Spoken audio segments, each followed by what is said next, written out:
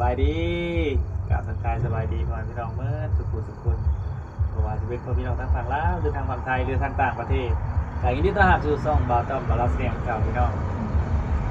สบายดีพ่อแม่พี่น้อง วันนี้ก็มาถ่ายคลิปกับชาวซุปพี่น้องก็เลยลงคลิปแต่โดนพี่น้องเนาะ โอ้เกามือสิบมือเลย เก้ามือ10 มือ FC กับทามหาทางช่องเขาซุป แม่นเพิ่นว่าบ่ต้มไปใส่เนาะคือบ่เห็นลงคลิปหลายวันเลยเพิ่นว่าพอดีช่วงนี้เนาะพี่น้อง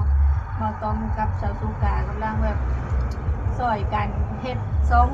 YouTube บ่าวต้อมนี่แหละ แม่คือว่าช่องบาวต้อมพันเงินขึ้นใน YouTube Studio นะเต็ม100 เหรียญแล้วเนาะพี่น้องเต็ม100 เหรียญ100 บาทแต่ไปเบิ่งอยู่หลังบ้านบัดเงินมีแต่38 เหรียญ อืม มันก็เลยบ่ได้เงินแล้วบัดนี้ภาษีก็ยังบ่ได้ก่อ บัญชีก็ยังบ่ได้ก่อก็เลยว่าสิเฮ็ดให้มันเสร็จสิ้นสมบูรณ์แล้วก่อนจะสิเฮ็ดคลิปลงถ้าว่ามันเฮ็ดคลิปลงโอ้โหว่าเงินมันสิไปเข้าใจเนาะเพิ่นเนาะมันก็สิได้เงินบ่หรือสิบ่ได้เงินมันก็เสียล่าบ่ต้องก็เลยบ่ได้เฮ็ดคลิปก็เลยว่ามีแต่เข้าคลิปแล้วเข้าซุปเตรียมแก้ภาษีกรอกภาษีช่วงนี้อยู่ในรายงานกรอกภาษีแล้วก็กรอกบัญชีธนาคาร บ่ต้มกำลังแบบเบิ่งวิธีเพิ่นพากรอกพี่น้อง เป็นภูมิตาดำ ทั้งวันทั้งคืน จะจ้อง แบบว่าเพิ่น ลองเห็ดลองผิดลองถึกไปอะไร อยาก บ้าง ลองเฮ็ดเองมันจึงฮู้เองเนาะสาวสุกก็ซอยบอกตัวใดที่ยันเพิ่นผิดพลาดก็ซอยบอกซอยเบิ่งนำ แล้วเบิ่งเราเบิ่งดาวมาแล้วกันฉีดคลิปลงเรื่อยๆแล้วกันสีรอเบิ่งว่าเงินมันสิเข้าบอกดูว่าภาษีมันเป็นผิดพลาดหรือบอกว่าต้องบอกผู้ที่ว่าตัดแถมตัด5%เอาไว้เนาะสิได้หรือบ่ได้ สิเป็นไปได้บ่ฟังลาวเฮาสิตัด5%ปกตินะภาษีเนาะพี่น้อง ถ้าว่าเฮาได้100เหรียญเนาะเพิ่นตัดไปแล้ว30เหรียญนะ แม่ ตัด 30% ภาษีเนาะ เหลือ70เป็นของเฮามันก็ถือว่าหลายถือว่าเหลือน้อยว่าง่ายๆจ้ะ แม้ว่าภาษีถือว่าถึงหักหลาย 30%ถ้า 5% แล้วพอพังอยู่บ่ต้อมแล้วไปกรอกตัว 5% มันสิผ่านบ่คือ2บ่ต้อมเนาะเคยให้อ้ายฮักเขาเฮ็ดเนาะ แม่ แต่รู้ว่าเฮ็ดจังไดเป็นจังไดได้มาลองศึกษาเองจะรู้ว่าภาษียังบ่ได้ก่อบัญชีก็ยังบ่ได้ก่อแล้วบัดนี้มันก็เกิดปัญหาหลายเนาะบ่ฮู้ว่า โอ้โห มันสิสำเร็จหรือบ่สำเร็จ กรอกแล้วมันหมดอายุบ่หรือว่าใดๆบ่ต้องตัวบ่ฮู้แต่ว่าตัวบัญชีนี่ก็ไปเข้าไปเบิ่งอยู่ Excel ก็คือว่ายังบ่ได้กรอกบ่ต้องก็เลยกรอกใหม่เนาะ ยังบ่เห็นเลขบัญชี แม่ ใน Adsense มันซั่นซะแล้ว ก็บ่ บ่ ต้ ต้ อ อง งก็มันเรียนรู้กรอกเองบัดนี้ ก็บ่ต้องก็อยากฮู้ว่าสำระเงินนี่อยากฮู้ว่าเงินถึงสำระแล้วหรือยังนี่สิไปเบิ่งได้ไสเบิ่งในหลังบ้านก็คือว่า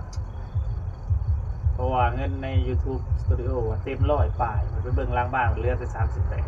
เหลือแต่38 หรือว่าเงินมันถูกตัดไปบัญชีอื่นแล้วก็เมื่อว่ามันโอนไปบัญชีอื่นแล้วก็พี่น้องเนาะว่าต้องก็บ่เข้าใจ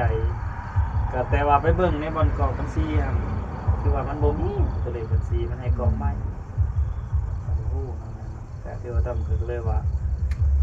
ลองเฮ็ดใหม่ลองเข้าไปกรอกข้อมูลใหม่กรอกข้อมูลบัญชีตอนนี้ก็อยู่ในระหว่างการตรวจสอบเดี๋ยวรออีก 2-3 วันก็น่าสิได้คำตอบ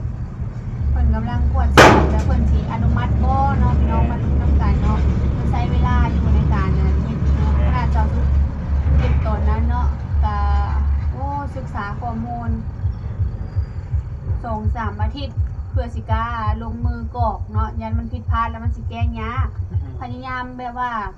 ให้มันบ่ผิดพลาดเลยพี่น้องค่อยๆกรอกค่อยๆเบิ่งไป อากาศหนาวอีกแล้วมื้อนี้เนาะ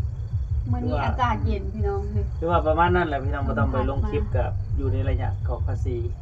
เบิ่งตัวจริงคันว่าผ่านแล้วก็สิรอลงคลิปไปเรื่อย ผ่านก็พอสิมีกำลังใจ พอสิมีกำลังใจพอสิได้เงิน แต่สิกลับมาลงคลิปปกติช่วงนี้ก็ เติมบัตรเติมเบอร์ ไปศึกษาเบิ่งข้อมูลเฮ็ดช่อง YouTube สำเร็จก่อนเนาะ แม่ลองศึกษาเบิ่งก็บ่ได้ถ่ายคลิปกับซาซุแต่โดนพี่น้อง และอีกอย่างก็ บ่ต้มก็บ่ค่อยมีเวลาหั่นแหละพี่น้องก็คือหมู่หั่นแหละแบบจันทร์ถึงศุกร์ก็คือเข้าเวียกเข้าการเนาะ มันจันท เสา ร์ ร์อาทิตย์พัก เสาร์อาทิตย์พัก 2 มื้อ เดี๋ยวจะได้มาเฮ็ดเวียกอยู่เพื่อนวันจันทร์เสาร์วันจันทร์บ่ต้องเด้อกลับเมื่อก็บ่ได้เรียกอะไรพี่น้องทานเที่ยวมาก็แรงเที่ยวมาก็มันมากับเที่ยวนี่มันต้องทํไว้บ่ทันได้เฮ็ดหยังมันมีแต่เกิดเป็นเกิดไก่แต่คือเก่าทำเนาะ แต่ก็สิพยายามหาเวลาว่างลงคลิปเพราะว่าใจมากทีนี้ที่บ่ต้มนั่นเนาะ ในกระเป๋าFC คนไหนคนแซ่เนาะพี่น้องเนาะอย่าลืมเด้อพี่น้องเนาะจะได้ว่าบ่ต้องมาลงคลิปจะโดนลืมแล้ว ถ้าว่าได้เงินแห่งสีมีกำลังใจก็ดีเนาะ เลยยังแม่งมีกำลังใจอยู่สาวซุกบอกว่าพาแม่ ในเดือนละ100ก็ยังดี พาแม่ไปหาหมอก็ถ่ายคลิปแหละบ่ต้องมาจากถ่ายพี่น้องบางเทื่อเพิ่นก็ไปหมอเพิ่นก็บ่ให้ถ่ายเพิ่นก็บ่ได้ถ่ายนะครับบ่ต้องแบบอยู่ในเนี่ยแบบศึกษาเนี่ยก็แบบถ่ายแบบลงไปก็เสียคลิปล่านะพี่น้องเนาะเสียเวลาเขาละล่าเขาถ่ายมันบ่ได้ผลตอบรับมาเขาก็เลยบ่มีกำลังใจเห็นก็ถือว่า แม่ถ้าว่าซองนี้บ่ผ่านอีนี้เนาะ อืม ก็อาจสิได้ไปตั้งซองใหม่เนาะ แม่แต่ว่าช่องนี้มันบ่ได้ดีกับสิได้ตั้งช่องใหม่หรือว่าสิได้ขายช่องนี้ให้คนอื่นเพราะว่าเคยมีคนติดต่อมาซื้อแล้วอยากซื้อ 4-5,000 ประมาณ 4-5,000อย่างเงี้ยเนาะ ประมาณ 4-5,000 บาทก็จะได้ซื้อ 4-5,000 บาท ซอง 2 บ่ บาท ต้ ต่ อ อง เนาะ เพราะว่าเป็นน่าสิไปเฮ็ดได้นะเดียวเนาะ คือซองบ่ต้มผัดเคยได้รับพิมพ์อีหยังแล้วเนาะ แม่คือได้รับพิน พอซื้อได้ค่ะพี่น้อง แม่ 4-5,000 บาท รับพินแต่ว่ารหัสพินนี่ยังได้ถือว่าเพิ่นกรอกไปให้เรียบร้อยแล้วพี่น้องกรอกเรียบร้อยแล้วก็เข้าไปเบิ่งเรื่องของรหัสมีแต่ภาษีกับ บัญชีธนาคารยังไม่ทันได้กรอกแต่ว่าต้องกรอกแล้วแต่บ่ฮู้ว่าถือหรือผิดมันอยู่ในระยะอนุมัติตรวจสอบ รออนุมัติ รออนุมัติอยู่ในระยะตรวจสอบเดี๋ยวรออีก 2-3 วันแล้วซุกกันเจ็บแขว เจ็บแขวเศร้า เจ็บแขวเศร้าพี่น้องเอ้ย จะสิว่าแนวใดจนแก้มไข่ บ่ต้องไปซอยบ่ได้พี่น้องนี่เด้แต้มไข่ ไข่เลยรู้สึกว่าคือมัน เจ็ สิ บอี ป่ ก ง ครั้งเจ็บอีกครั้งนี่พอดีมันไข่ออกมา2ข้างเบ้งเนี่ย รู้สึกว่ามันกำลังสิป่งหั่นน่ะพี่น้อง อืม ตัวที่ว่ามันยังบ่ได้ป่งครั้งหนึงมันป่งแล้ว3เล่มแล้วอีกเล่มหนึงยังบ่ป่งอันนะรู้สึกว่ามันสิออกมาหลุดมันเฮ็ดให้อันเหงือกเฮานั้นโป่งเมื่อคืนนี่ จนว่าเกิดน้ำลายบ่ได้พี่น้องเอ้ย นี่ เจ็บ มันเจ็บเลยเฮ็ดน้ำดี เจ็บ อ้าว เจ็บ ทำสะสุดสะสุกโอยอยากสีดแก้มอยากสีดปากแขนเบ่งนี่เจ็บข้างใน2ข้างเนี่ยมันเบ่งเลยพี่น้อง เอาไว้เจ็บฟันน่ะนี่นะบ่ต้อมผมบ่เคยเป็นเนาะ บ่เคยเจ็บได้แก้วเช้าคือว่าวิทย์แล้วเพียงเนาะนาชีวิตเลยหรือว่าจะสิไปเจ็บบัดเฒ่าเพราะเราเพียงเนาะโอ้อยาก จังว่าได้อันนี้บางคนก็30ปลายก็มีได้ 30ปลายยังเจ็บอยู่ อืม ก็เจ็บกับบ่กล้าไปลบสะสุกไปลบบ่ต้องไหวลบพี่น้องเพราะว่าแก้วเช้ามันสิห่างมันสิเลือกพี่น้องนะไปลบ แขวซาวเนาะมันเป็นแขวที่ว่าแข็งแรงอยู่ได้พี่น้องแบบว่ามันออกมามันบ่ได้ไข้เด้มันเฮาไปลบเลยโอ้เลือดออกหลาย สิเจ็บ ไปถอนมันพี่น้องมันให้ได้เสียอันแสงตาเฮาว่าซั่นซะสายตาเฮาก็สิสั้นลงนะเดี๋ยวนี้ก็ยังสายตาสั้นแล้ว เดี๋ยวนี้ก็ใช้ตาสั่นแรงนะ เมาต้อมเมาหวานเบิ่งเด้อแนวบ่ค่อยบ่จื้อเด้อสายตาสั้นหลายว่าซั่น เอ้ย ขี่รถกันทาง ก็ต้องขี่รถกายมันแนมไปจื้อเลยครับ จับไปหาผู้ เย็น สาว เนี่ย แม่ จะได้ มา ถ่ายคลิปซูมเบิ่งนะครับซูมไปเห็นหยังคือกันตามทางถ่ายคลิปซูมเบิ่งพี่น้องบ่ต้องมาเฮ็ดหยังเราถ่ายคลิปซูมเบิ่ง ซูมเบิ่งเบาต้มรักไปหาผู้สาวบ่นะพี่น้องมันคือเนี่ยไปแบบโอ๊ยสายตาสั้นบ่จื้อเนาะคือคุ้นๆเบิ่งซูมมาก่อนละซะ ประมาณนี้เลยพี่น้องเนาะคลิปนี้กันอากาศกันหนาวๆเนี่ยสิได้ อา พา การเย็น สิได้พากันขึ้นหานอนเพราะว่าหากนเย็นมื้อนี้ แม่นเย็น มื้อนี้ ใช่ เย็น มือบุญเนาะ แม่นบุญท่าเด้พี่น้องเนาะเราสู้กับบ่ได้ไปบุญท่า มือบ่ฮอดบุญพาด เนาะบ่ได้ไปบุญท่าพี่น้องบ้านนี่ให้มันมือบ่ได้ไปบุญท่า บ่ได้ไปบุญพาด เป็นยังบ่ได้ไปพี่น้องน้องมิวบ่สบายเพราะว่าเพิ่นสิข้ามไปแล้วก็ไปหาแกนางให้แกนางพาไปแกน น้องมีบ่สบายแล้วก็แม่ว่าก็บ่สบายแน่ แม่นยากทางคุณแน่ยากทางพี่แน่เอ้า ก็ต้องก็เลยว่าบ่ให้ไปนะพี่น้องเนาะเพราะว่าแม่ก็บ่สบายแน่มันคือเที่ยวไปหาหมอ แม่น เพิ่นก็เลยบ่ได้ไปแล้วพี่น้ ก็ อง เลยว่าหยุดซะพี่น้องบ่ได้ไปปีนี้บุญบ่ฮอดธาตุพนม ที่แรกก็ว่าไปทาดพนมน้อย กับบุญบ่ฮอดอีกเนาะ บุญหมออีกพาแม่ว่าไปแม่ว่าเพิ่นว่า เศร้าโพด เศร้าโพดว่าไปก็เจ็บก็ยันเพิ่นอยู่ยากให้ไปเพิ่นก็สิบ่ได้ลงเพิ่นก็ท่าอยู่รถก็คือสิลำบาก เพราะว่า